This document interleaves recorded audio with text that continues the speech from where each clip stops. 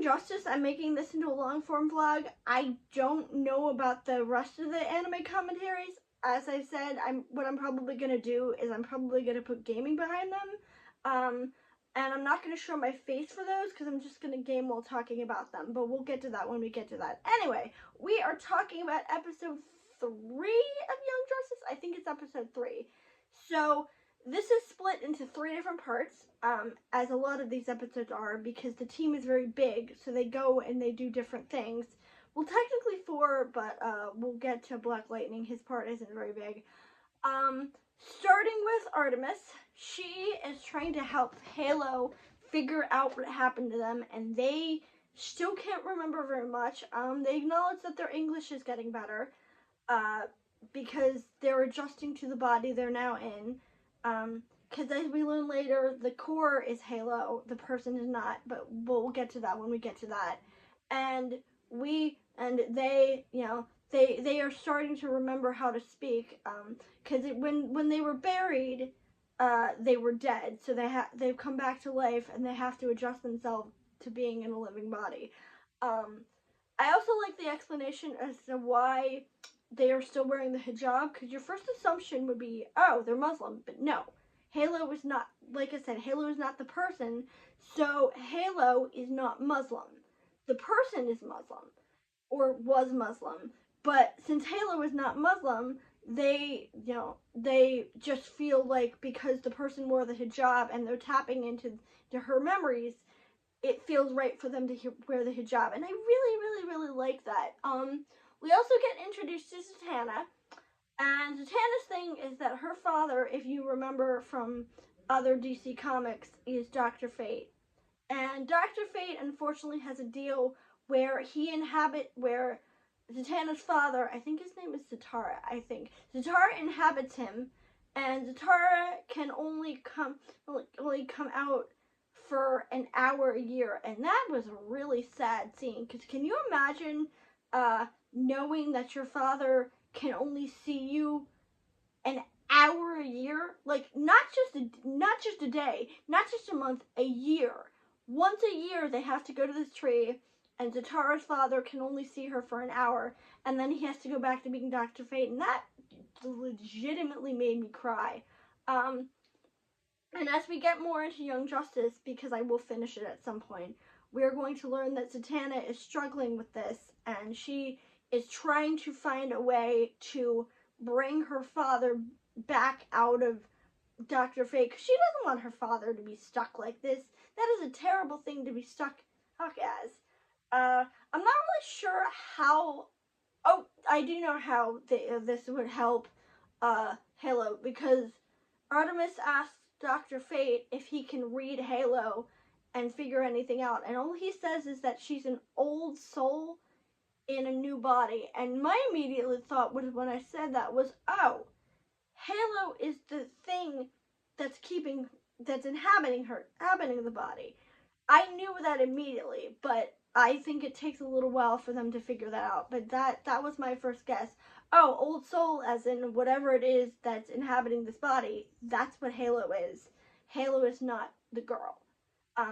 But I've seen this show before. I know I'm correct, but I immediately pegged that even when I watched it for the first time. Part 2 is the Bowhunter security, and this part was my absolute favorite because this was freaking hilarious. So I think it's Dick Grayson asks the other Harpers to come and help him deal with a human trafficking ring that he found, and it's clear they have some differences, because they spend the whole trip bickering, and it's so funny, because at one point I think Roy is like, I don't know, let me see if I can do this. I guess I'm free. And you're like, he's gonna do it. No matter what, he's gonna go, and because he likes action. He likes being involved. And they just, even the villains at one part are like, can you just stop bickering with each other long enough to fight us? We're over here, and it's so funny. And because towards the end of the episode, they're fighting while Dick is holding the villain over the thug over his head, and they're still fighting while he's holding the thug over his head. And I expected the thug to like smash into him or like him to drop the thug, but no, I'm shocked. He managed to hold that thug the entire time and launch him over the side without breaking a sweat, and that impresses me. That impresses me tremendously.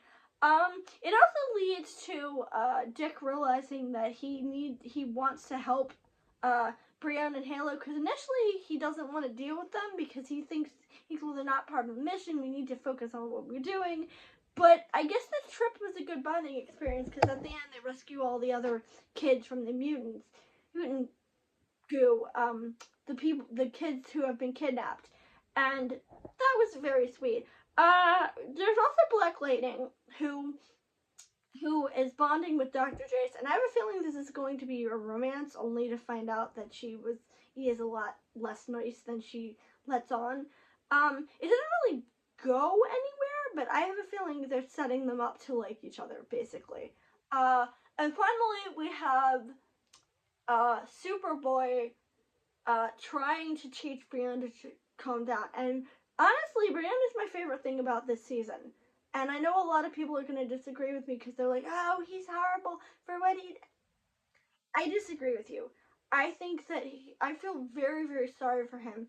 Because like I said in my previous short, can you imagine being a kid who entire family is murdered, the country hates you because you're now a mutant.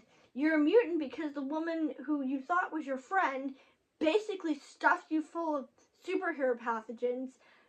Your whole family turns on you, and it's nothing in your life goes right. And he's a ticking angry time bomb because he doesn't know how to deal with it. He's a teenager. Teenagers don't know how to deal with their emotions, and they don't know how to deal with they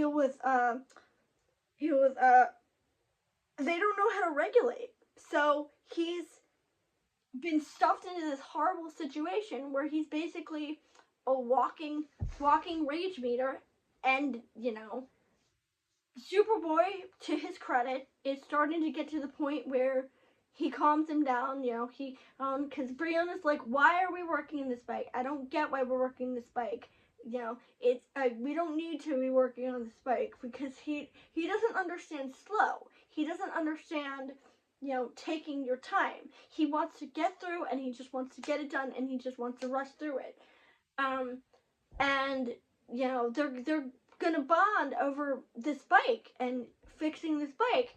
And he's like, oh, it's does the dog just sleep all day? I don't understand. And I like that. I like the fact that, despite it blowing up in their face, they're trying to get him to temper himself. And I feel very bad because at the end, through no fault of his own, he was trying. It just ends up backfiring on them spectacularly because I didn't pick up on this the first time, but in the previous episode, the advisor, he talks Brienne's brother into turning on him, and I realized, oh yeah, he has the ability to influence people. I kind of got that sense with Brienne at the end of the season, but we'll get to that. But now I know he has the ability to influence people.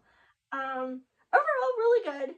I like it much more than the first two seasons, mostly because it actually has more to say, and I like these characters a lot more than the previous ones. Unfortunately, season 4 was going to get into like the alien stuff and the Beast Boy being depressed, and I don't care about any of that. But season 4 we're not going to get to until November, because I'm probably going to do it as part of my favorite villains month, and you will see why this show is part of my favorite villains month.